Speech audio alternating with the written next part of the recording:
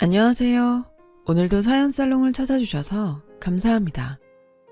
올해로 결혼 4년차에 접어든 한 아이의 엄마이자 30대 여성입니다. 여러분들도 혹시 시골에 산다는 것에 편견을 갖고 계신가요? 요즘은 오히려 치열하게 살기보다 시골에 내려가 한적하게 살고 싶은 사람들도 많은 것 같은데, 그래도 서울에 산다는 것이 누군가에게는 최고의 부심이 되는 듯 합니다. 단도직입적으로 저는 제가 결혼 2년을 넘기지 못하고 이혼할 줄 알았어요. 그만큼 신혼 시절이 제가 감당하기엔 너무나도 힘들었는데요. 지금은 남편과 아이를 낳고 아주 잘 살고 있지만, 그때를 떠올리면 내가 어떻게 이러고 살고 있나 신기할 정도입니다. 제가 이혼을 고심했던 가장 큰 이유는 바로 서울 토박이 저희 시어머니 때문이었어요. 시어머니는 그리 넉넉하게 살고 계시진 않았지만 당신이 서울 태생, 그리고 서울 토박이라는 것에 대단한 자부심이 있는 사람이었어요. 사람 사는 곳이 뭐가 그리 차이가 있다고 자부심까지 갖는지 지금 생각해도 유치하기 짝이 없네요. 하지만 저희 시어머니는 저와는 생각이 완전히 달랐어요. 왜 그런 말 있잖니? 사람은 나서 서울로 보내고 말은 제주도로 보낸다고. 그런 말이 왜 있겠어? 그만큼 서울이 중요하고 서울에 살아야 인정받을 수 있다는 거야. 대학들도 봐. 명문대는 죄다 서울에 있지 않니? 그 명문대 당신께서 나온 것도 아니고 그렇다고 서울에서 떵떵거리며 사시는 것도 아니면서 시어머니는 그렇게 당신이 서울 출신이라는 걸 자랑스럽게 생각하셨어요. 게다가 일찍 돌아가셔서 뵌 적이 없는 시아버지까지 시어머니와 같은 서울 출신의 서울 토박이라 그 자부심은 정말로 대단했는데요.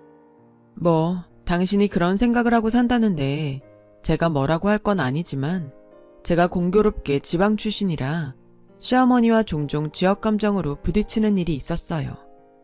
그러다 보니 나중엔 이혼까지 생각하게 됐는데, 뜻밖의 일로 고비를 넘겼고 그 일을 계기로 상황이 완전히 달라졌죠. 저와 남편은 대학 시절 첫사랑으로 만났어요. 과는 달랐지만 같은 동아리의 유일한 1학년이었고, 그렇다 보니 자연스레 친구에서 연인이 되었는데요. 말이 연인이지 아직 사랑이 뭔지 연애가 뭔지 모르는 순진했던 시절이었어요. 그리고 그 꽃같은 시절을 지나 남편과 장장 9년이란 시간을 함께 보낸 저는 좋았던 시절, 싸웠던 시절들을 모두 보내며 결혼식을 올렸고, 그렇게 연인처럼 친구처럼 재밌게만 살 줄 알았는데, 결혼은 제 생각과는 다른 또 다른 현실이었어요. 누구나 결혼을 행복하기 위해서 하잖아요. 물론 둘만 좋다고 할 수 있는 것이 결혼은 아니지만, 저는 그때도 순진했는지 당사자인 저희들 외에는 다른 사람 생각은 하지 않았던 것 같아요. 그렇다 보니 결혼 전 저보다 먼저 결혼한 사람들이 흔히 말하는 시댁 얘기나 고부갈등 이야기에는 별로 귀 기울이지 않았는데, 그게 저의 현실이 될 줄 그때는 미처 몰랐어요. 그래서 결혼 초 행복에 겨워해야 할 그 시절에 남모를 마음고생을 많이 했던 저는 애써 그동안 남남으로 살던 사람들이니 그럴 수도 있다고 자기 최면을 걸기도 했었는데요. 아무리 좋게 넘기려 해도 시어머니는 친정엄마가 될 수 없더라고요. 그렇다고 며느리 입장에서 함부로 할 수도 없고, 남편도 남편대로 가운데서 난처해야 하는 것 같아서 이래저래 참 힘든 시간이었어요. 그때가 아무래도 신혼이다 보니 제가 남편을 많이 생각하며 참았는데, 참는 것이 능사는 아니더라고요. 그저 순간순간을 참고 넘겼을 뿐이지 결국 폭발하고 말았죠. 그때 당시엔 시어머니도 저도 수준이 딱 거기까지였던 것 같아요. 저는 지방이라고 말하기도 뭐한 시골 출신이었어요. 편의점은 물론이고 조그만 슈퍼조차 없는 그런 곳이었는데, 저도 어릴 땐 왜 나는 도시가 아닌 시골에 사는 걸까 하는 생각을 하며 살았어요. 그때만 해도 TV에서는 도시의 화려한 모습을 줄곧 방송했기 때문에 어린 마음에 그걸 동경하지 않을 수 없었죠. 그렇다고 제가 사는 곳을 싫어했던 건 아니었어요. 저희 부모님이 서울에 사시다 자연과 살고 싶어 귀촌하신 분들이라 집도 마당도 동화책에 나올 것처럼 아기자기하게 잘 꾸며놓고 사셨거든요. 그래서 저는 부끄럽지만 어릴 때 제가 정말로 숲속에 사는 공주인 줄 알았어요. 그만큼 저희 부모님이 저를 예쁘고 귀하게 키워주셨는데 크면서 10대가 된 저는 서울에 가고 싶었어요. 사람이 원래 그렇잖아요. 가진 것보다 갖지 못한 것에 욕심이 나는 것. 그래서 부모님은 괜찮다고 하는데도 공부를 팠죠. 팠다는 표현이 다소 우습기는 한데 지금 생각해도 팠다는 표현 외에는 뭐라고 해야 할지 떠오르지 않아요. 하나도 메리트가 아니지만 그때는 사람도 많고 시끄러운 서울 한복판, 그것도 고층 아파트에 살고 싶었어요.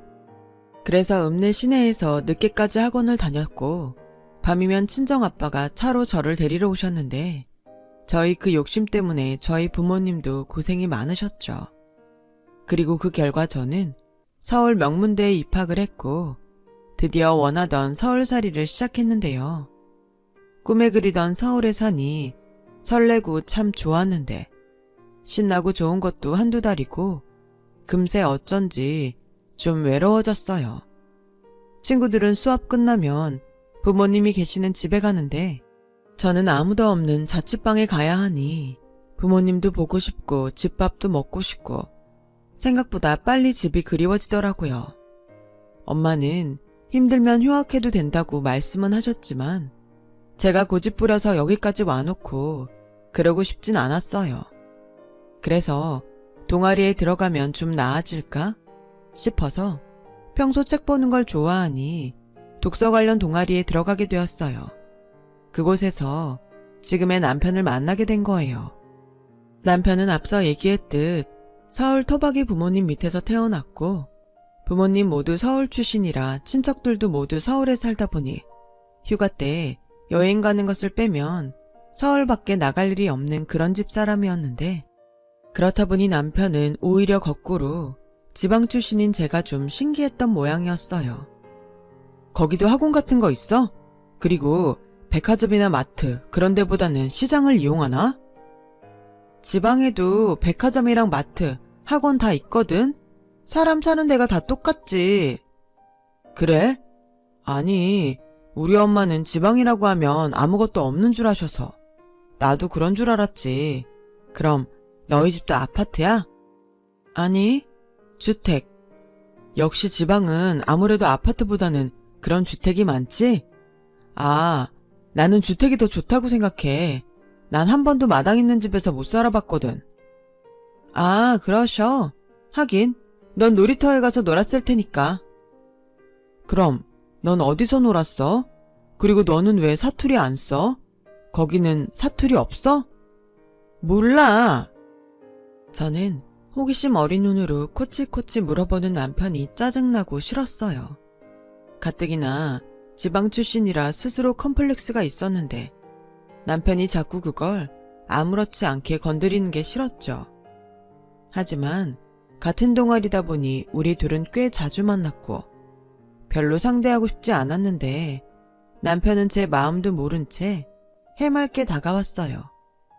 그리고 언제인가 이런 말을 했는데 그때부터 제 마음이 변하기 시작했죠. 지훈아, 그럼 넌 서울에서 혼자 지내는 거지? 부모님이 걱정이 많겠다. 너도 외로울 것 같고. 어? 뭐 그럴 때도 있지. 근데 괜찮아. 그래도 넌 여자잖아. 그러지 말고 무슨 일 있으면 나한테 연락해. 내가 너만 괜찮다고 하면 여기선 네 보호자가 돼줄게. 보호자라니. 저는 어이가 없어서 웃었어요. 그런데 남편은 순진하게 제가 좋아서 웃은 줄 알았더라고요. 그리고는 동아리방에 올 때마다 반찬이며 생필품을 가져왔는데 그게 나중엔 귀엽기까지 했어요.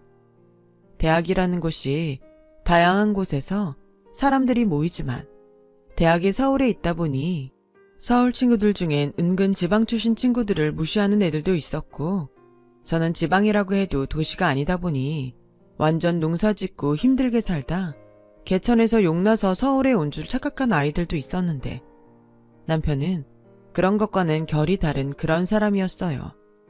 무시가 아닌 무언가 도움이 되고 싶어하는 순수하고 따뜻한 마음씨를 갖고 있었죠. 그래서 저는 남편에게 마음의 문을 열었어요. 그렇게 우리 둘은 과도 다르면서 절친이 되었고, 남편이 군입대를 앞두고서야 서로 우정이 아닌 이성으로 좋아하고 있었음을 깨달아 연인이 되었어요. 이제 막 사귀기 시작한 연인인데 서로 떨어져 있어야 하니 마음이 어찌나 애틋해지는지요. 서울이 좋다고 올라와 놓고 저는 주말이면 남자친구 면회하러 그 외진 시골을 고속버스를 타고 다녔고, 편지도 얼마나 많이 썼는지 지금도 기분이 우울하면 가끔 꺼내서 그 편지들을 읽어보곤 해요. 엄청 유치해서 재밌거든요. 그렇게 남편과 연애를 이어가며 저는 남편보다 2년 빨리 대학 졸업을 했고, 내놓으라는 대기업에 다니게 되면서 점차 시골 출신 컴플렉스에서 벗어났는데요. 남편과 결혼을 약속하면서 제 인생 최고의 복병 같은 시어머니를 만나게 되었어요. 앞서 말했듯 저희 시어머니는 서울 부심이 대단하셔서 대놓고 저희 친정이 시골이라며 무시하셨는데, 지금도 똑똑히 기억나는 첫마디가 있어요. 어머나 세상에, 내가 시골 출신 며느리를 보게 될 줄은 정말 꿈에도 몰랐지 않니?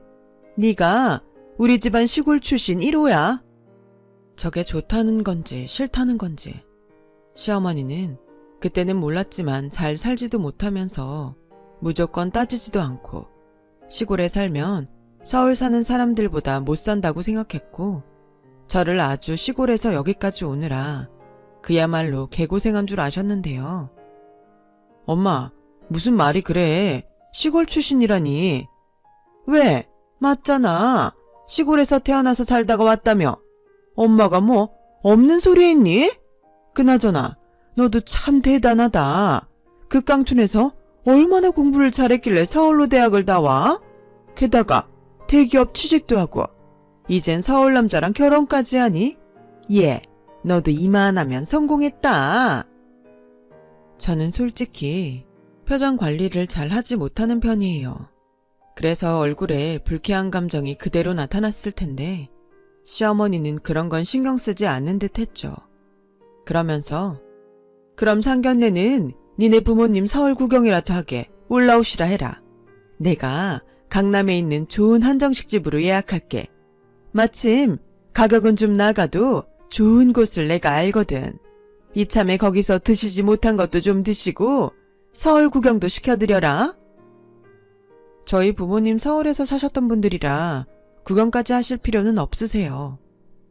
어머, 그러니? 아니, 왜 이 좋은 서울에 사시다 그런 곳으로 가셨다니? 하긴 원래 집집마다 사연 없는 집이 없지. 그래도 그 사이에 서울이 얼마나 많이 변했는데 네가 좋은 곳 많이 보여드려라. 그래도 멀리서 오시는 거잖니. 분명 호의로 이야기하시는 거겠지만 남편과의 첫인상도 그렇고 모자가 그런 면이 참 많이 닮았더라고요. 그리고 그 점이 저에겐 썩 유쾌하지는 않았는데 관계가 관계이다 보니 쉽사리 어떤 말도 하지 못했어요. 그리고 솔직히 인프라 없는 시골에 살긴 하지만 저희 친정 부모님이 남편의 집보다 훨씬 경제적으로 여유가 있었거든요. 시어머니는 묻지도 따지지도 않고 저희 부모님을 동정하니 한마디로 어이가 없어서 할 말은 많았지만 하지 않았죠. 그렇다고 저희 부모님 현금 많고 건물이며 땅이며 어머님보다 부자세요 라고 말할 수는 없잖아요. 그리고 솔직히 그게 자랑이라고 생각하며 살지도 않아서 별로 떠들고 싶지도 않았는데 지금 생각하면 차라리 처음부터 똑같이 할 걸 그랬나 후회되기도 해요. 그리고 한 달 뒤 전에 시어머니가 말씀하신 장소에서 저희는 상견례를 했고 부모님을 오랜만에 만나니 어린 아이가 된 제가 시어머니가 전에 그런 말을 해서 속상했다고 하소연을 하자 저희 엄마가 오히려 웃으시며 이렇게 말씀하셨어요. 듣기 나름이지. 안세도는 엄마 아빠 대접하고 싶어서 한 소리 같은데 너 벌써부터 네가 꼬아서 듣고 기분 나쁘면 안 돼. 이래서 어떻게 결혼 생활을 하려고? 그래, 네 엄마 말이 맞다. 아기가 있으면 모를까. 그저 좋은 마음에 먼저 베풀려 그러는 거니 민망하게 하지 말고 그냥 네네 해. 저희 부모님은 원래가 저러신 분들이세요. 제 이야기를 듣고 기분 나빠하시기보다 이유가 어쨌든 호의를 베풀고 싶었던 시어머니가 민망하고 창피할까 그걸 걱정하시는 그런 분들이셨죠. 그래서 상견례장에 나가서도 두 분이 혼자 나온 시어머니를 배려하느라 신경을 많이 쓰셨어요. 그리고 결혼 준비에서도 어지간해서는 시어머니가 하자는 대로 거의 대부분을 맞추려 하셨는데 저희 부모님의 배려가 훗날 저희 시어머니의 기세를 등등하게 하는데 일조했음을 그때는 알지 못했어요. 그리고 신혼여행을 다녀오고 얼마 지나지 않아서 저희 회사에서 창립 기념일이라며 과일 한 박스를 나눠줬고 아무리 봐도 양이 많길래 시어머니에게 반을 덜어드리려고 시댁에 잠깐 들렀을 때가 있었는데요. 그때 친구분하고 통화를 하시는지 그 쩌렁쩌렁한 목소리가 현관문 밖에까지 들렸어요. 그래, 제주도는 살만해? 에이, 나는 서울에서만 살아서 서울 밖에는 못 살아. 그나저나 우리 아들 결혼식 때문에 네가 비행기 타고 왕복하느라 고생했다. 뭐? 결혼식장? 에이, 뭐가 그리 대단하다고. 서울에서는 보통 그 정도는 하잖아. 요즘 강남 아닌 다른 곳에서 하면 부끄러워서 청첩장이나 돌리겠어?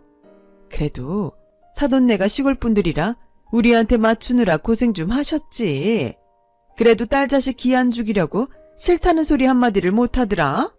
무슨 사연이 있는지 모르겠지만 서울 살다 망해서 시골로 간 것 같아. 에이, 뭘 그런 걸 물어.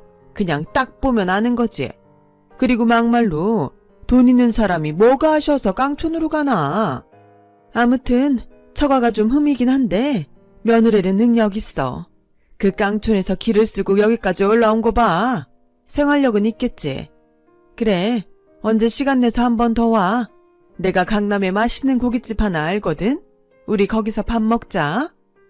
그럼 강남 바닥에 내가 모르는 데가 어딨니? 누가 들으면 저희 시어머니가 강남에 사는 줄 알 거예요. 하지만 저희 시어머니는 서울에서 그나마 집값이 저렴하다는 경기도와 서울의 경계 지역에, 그것도 전세로 오래된 20평대 아파트에 살고 계신데 직장이 강남이라는 이유로 눈이 하늘 높은 줄 모르셨어요. 저도 결혼 전까지는 잘 몰랐는데 시집와서 시어머니를 몇 번 뵈니 단번에 어떤 사람인지 알겠더라고요. 그리고 부자가 되려면 부자와 친해져야 한다는 지론을 갖고 계셨는데, 그래서 늘 저희 시어머니는 감당하지 못할 치장을 하고 또 그걸 유지하느라 겨우 생활을 이어가셨어요. 나중에 얼떨결에 알게 됐는데 결혼 준비도 사실은 대출을 받으셨더라고요. 그렇게 하실 바엔 그냥 저희한테 맡기시지. 그 사실을 알고 저 역시 마음이 좋지 않았어요. 그래놓고 누구 보고 수준 맞추느라 힘들었다고 하는지. 저는 과일을 문 앞에 두고 그냥 갈까 하다가 일부러 시어머니의 통화가 끝날 때까지 기다렸고, 통화가 끝났을 때쯤 초인종을 눌렀는데요. 어머, 너 연락도 없이 웬일이니? 회사에서 과일을 줬는데 너무 많아서요. 잠깐 드리고만 가려고 했어요. 그런데 무슨 통화를 그렇게 길게 하세요? 제가 밖에서 한참을 기다렸어요. 뭐? 내가 통화하는 걸 기다렸어? 그게 거기까지 들리던? 네, 오래된 아파트라 그런지 방음이 하나도 안 되나 봐요. 그랬구나. 너 들어올래? 아니요, 이것만 드리고 갈게요. 저도 집에 가서 할 일이 좀 있어서요. 그리고 어머니, 이 말은 제가 미리 드리는 게 맞는 것 같아서 말씀드리는데요. 저희 집 그렇게 생각하시는 것처럼 어렵지 않아요. 그러니까 앞으로 그런 배려는 안 해주셔도 될 것 같아요. 저는 어머님도 무리하시지 않으셔도 돼요. 라는 말을 하고 싶었지만 그 말은 차마 하지 못했어요. 그리고 이쯤이면 알아들을 줄 알았는데 무슨 똥꼬집인지 아니면 믿고 싶지 않으신지 시어머니는 제가 부모 속도 모르고 철이 없다며 떠들고 다니셨고 나중엔 제가 먼저 지쳐서 그러시든지 말든지 내버려 뒀는데 황당하고 어이없는 일이 벌어졌어요. 한 번은 저희 친정에서 자연산 송이를 크고 실한 것들만 골라서 2박스를 보내주셨는데요. 제가 제일 좋아하는 음식이 바로 이 송이였어요. 그래서 철이면 저희 아빠가 아는 지인을 통해 꼭 구해서 다 먹게 해주셨는데 그 해는 제가 결혼을 했으니 남편과 시어머니 목까지 챙기셨다고 하더라고요. 남편도 자연산 송이는 처음 본다며 좋아했는데 제가 남편을 통해 친정에서 온 송이 한 박스를 시어머니에게 보냈더니 어쩐지 반응이 좀 이상한 거예요. 보통은 귀하고 비싼 식재료라 선물을 하면 의뢰 좋아하시고 고마워하시는데 한 박스나 받은 시어머니는 저에게 전화로 이렇게 말씀하셨어요. 세상에, 내가 선물로 버섯을 다 받아보네. 직접 키우셨다니? 버섯 그게 돈이 되나? 그래도 그렇지. 무슨 버섯에 이런 고급 과대 포장을 했다니? 아무튼 잘 먹겠다고 전해드려. 나중에 반찬이나 찌개 끓일 때 넣어서 먹어야겠다. 그건 필히 시어머니가 잘 모르는 게 분명했어요. 이럴 줄 알았다면 그냥 우리끼리 몽땅 맛있게 먹는 건데. 전 그러면 안 되지만 시어머니에게 드린 송이 한 박스가 아까웠어요. 그래서 전화해서 그 버섯이 그냥 싸구려 버섯이 아니라고 말씀드리려 했는데 이번에는 남편이 저를 말리더라고요. 에이, 아무리 우리 엄마가 서울에서만 살았어도 그 정도도 모를까. 괜히 전화해서 안 들어도 될 소리 듣지 말고 넘어가자.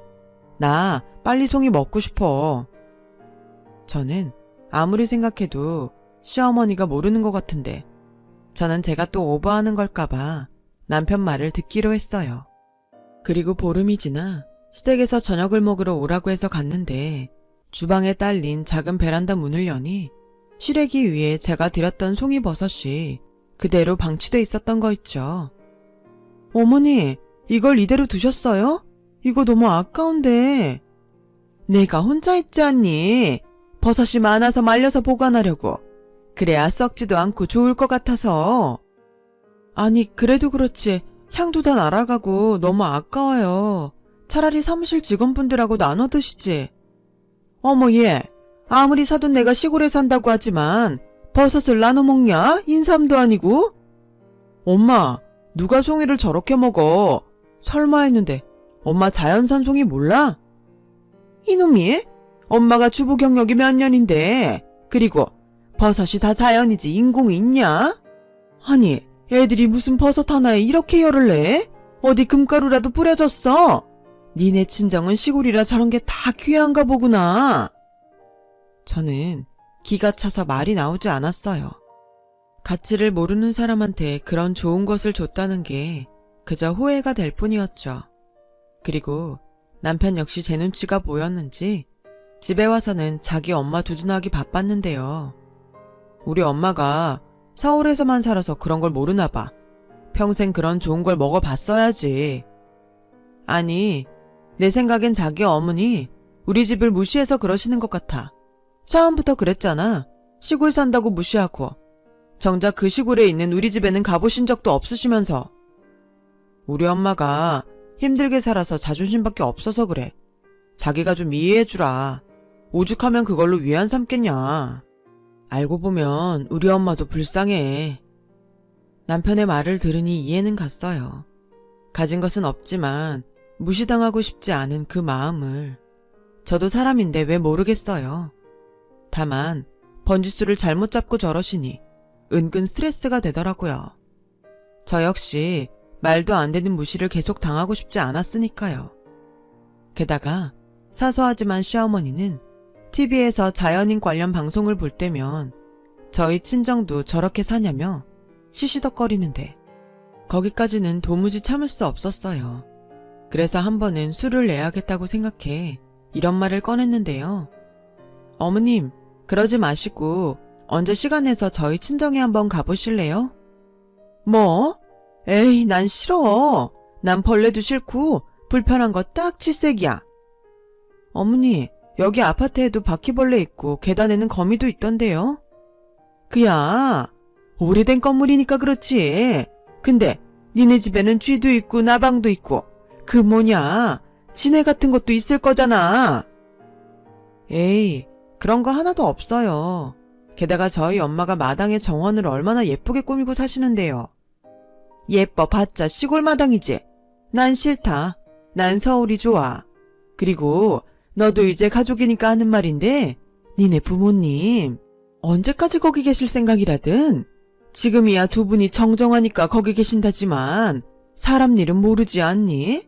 그렇다고 니들이 서울에서 거기까지 왔다 갔다 할 수도 없고 서울까지는 힘들면 어디 경기도나 인천 정도는 올라오실 수 있지 않을까? 네가 딸이니까 잘 말해봐. 뭐 내가 아름아름 어디 전세라도 알아봐 드릴 순 있어. 그야말로 되로 주고 말로 받았어요. 그래서 그 후로는 꼭 만나야 하는 거 아니면 시어머니를 보지 말자고 생각했고 제가 시댁에 어지간해서는 가지 않으려 하자 시어머니는 벌써부터 며느리가 시댁에 오지 않으려 한다며 친정 부모가 그렇게 가르쳤냐고 따지는데 제가 왜 이런 취급을 받고 살아야 하나 결혼에 회의감이 들었어요. 그리고 그즈음 제 심기를 건드리는 일이 있었는데 이건 조금 민감한 주제이긴 해요. 저희가 결혼할 당시 용산에 신혼집을 구입했거든요.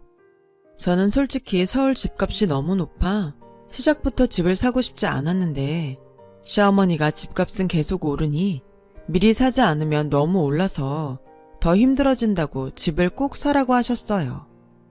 그 당시 제가 연봉이 남편보다 더 높고 직장도 대기업이라 대출을 받으려면 아무래도 제가 받는 것이 유리했고 남편 역시 어디서 들었는데 집을 사려면 빨리 사는 것이 맞다고 해서 집을 사게 되었는데 시어머니는 그게 제 명의인 것이 영 마음에 들지 않는 눈치였어요.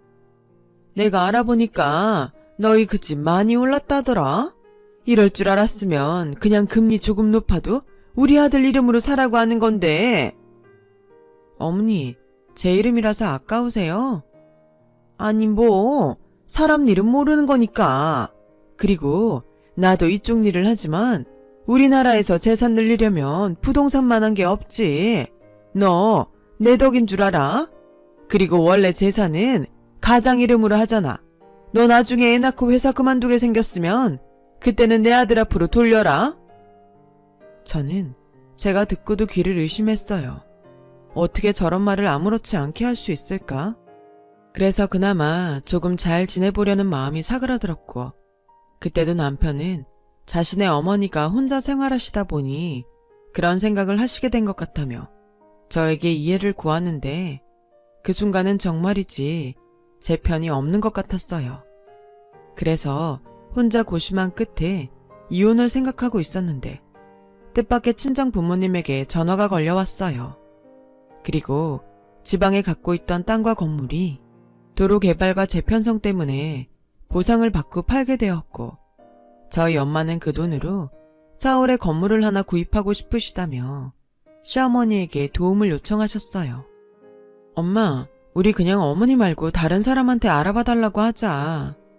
왜? 너 무슨 일이 있어? 아니, 맨날 우리 무시하는데 엮이고 싶지 않아서. 수수료를 깎아주지도 않을 거고. 뭘 그런 것까지 기대하니? 그래도 건물이 한두 푼이 아닌데 수수를 생각하면 그래도 가족 돈 벌게 해주는 게 낫지. 엄마는 우리 시어머니를 가족이라고 생각해? 그럼 내 딸이랑 사는 사위를 낳아주셨잖아. 치, 근데 우리 시어머니는 나나 우리 식구 가족이라고 생각 안 해. 우리 지금 사는 아파트 자기 덕에 많이 올랐다고 명의 아들로 했어야 했다고 엄청 배 아파하신단 말이야. 가만 보면 네 시어머니는 내가 본 사람 중에 겉과 속이 가장 똑같은 사람이야. 근데 지훈아, 그거 아니? 겉과 속이 다른 사람보다는 그래도 네 시어머니 같은 사람이 더 나아. 몰라. 엄마는 안 당해봐서 그래. 그래도 나중에 알면 너 가운데서 난처해. 그리고 엄마가 명품 옷 입고 가는 것보다 건물을 사는 게 그게 더 네 시어머니한테는 확실하지 않겠니? 생각해보니 엄마 말이 맞았어요. 이참에 한 방에 시어머니의 길을 팍 꺾어놓을 기회였는데 저는 제 기분에 취해서 그런 기회를 놓칠 뻔했던 거죠. 그래서 다음날 반차를 내고 저는 시어머니가 근무하시는 강남의 사무실을 찾았어요. 그리고 친정에서 서울에 건물을 사고 싶어 하신다고 말을 전했는데 시어머니는 무슨 대단히 웃긴 이야기를 들은 양 혼자 박장대소를 터뜨리셨어요. 뭐라고? 서울에 건물을? 니네 친정부모님이 로또 맞으셨니? 그래도 언감생심 서울에 건물을 하시겠다고? 네, 로또는 아닌데 이번에 가지고 있던 땅이랑 건물을 보상받고 파셨거든요. 가급적 강남 쪽 목 좋은 곳이었으면 좋겠다는데 부탁 좀 드려도 될까요? 예, 강남의 건물이 시세가 얼만지는 알고 그런 소리를 하니? 니네 부모님이 시골에 계시니 시세를 몰라 그런다지만 너까지 그러면 어떡해? 강남은 말이다. 그냥 조그만 땅콩 건물도 몇십억이나 해. 하물며 네가 말한 목 좋은 곳 몇백억은 하지. 그러지 마시고 경기도 쪽이나 아님 지금 계시는 곳 가까운 역세권 쪽에 한번 알아보시라 해. 내가 도와드리면 좋겠지만 그렇게 작은 금액 가지고 움직이기가 힘드네. 네, 알겠어요. 그럼 다른 사람 통해서 알아보시라 전할게요. 그래, 너무 실망하시지 않으시게 네가 말씀 잘 드려. 아휴, 그래도 이번에 보상받으셔서 돈 좀 만지시나 본데 그래도 강남은 너무 오버하셨다. 저는 시종일관 저희 부모님을 무시하는 시어머니를 더는 봐줄 수 없었어요. 자기는 그 몇 억도 없으면서 도대체 무얼 믿고 저러나 이해가 가지 않았어요. 그래서 못된 마음인 건 알지만 같은 건물의 다른 사무실로 가서 건물 매입 의뢰를 했고 그곳에서는 강남에 목 좋은 건물을 찾고 있다고 하니 대뜸 얼마까지 생각하냐며 물으셨는데 저희 부모님이 미리 말씀하시길 좋은 알짜배기 건물이라면 얼마이건 상관없다 하셨다고 하니 한순간에 그분 얼굴이 달라졌어요. 그리고 단 하루 만에 건물 리스트와 그 건물에 입점되어 있는 가게들 목록까지 한눈에 금액별로 정리해서 그렇게 주시는데 아무것도 모르는 제가 봐도 한눈에 파악이 되더라고요. 그리고 며칠 후 저희 부모님이 본격적으로 건물을 보고 계약하시러 서울로 올라오시는데 그 전날 제가 집에 중개업자분이 주신 건물 리스트를 식탁 위에 둔 것을 보고 남편에게 전화가 걸려왔어요. 자기야, 이거 뭐야? 자기 건물 사? 내가 돈이 어딨어. 우리 부모님이 이번에 강남 쪽에 건물을 사신다고 해서 내가 미리 의뢰한 거야. 그래? 근데 왜 우리 엄마 통해서 안 하고 다른 사람 통해서 해? 이건 좀 서운하다. 서운하다고? 당신 어머니가 먼저 까신 거야. 당신은 작은 금액이라 움직일 수 없다고 다른 데 가서 알아보라고 하셨어. 뭐? 이게 작은 금액이라고? 우리 엄마 왜 그러지? 몰라. 나 엄마 아빠 픽업 가고 있으니까 이만 끊어. 그리고 바로 부동산으로 갈 거니까 자기는 신경 쓰지 마. 자기야, 잠깐만. 그래도 그렇지. 나도 갈게. 장인 장모님한테 내가 뭐가 돼. 뭐가 되긴. 그리고 가만히 생각하면 자기가 더 나빠. 내가 당신 어머니 때문에 스트레스 받는 거 알면서 중간에서 뭐 했어? 계속 자기 엄마 불쌍하다고 이해하라고만 하고 자기 엄마 조심시킬 생각은 안 했잖아. 나는 도대체 자기한테 뭐였니? 솔직히 나 이혼 진지하게 고민하고 있어. 그러니까 자기도 생각해봐. 언젠가는 이런 이야기를 남편과 해야지 생각하고 있었어요. 하지만 이렇게 예상하지 못한 타이밍에 할 줄은 몰랐는데 기분이 이상하더라고요. 아직 합의한 건 아니지만 이혼이라는 말을 입 밖에 꺼낸 순간부터 마음이 무거웠어요.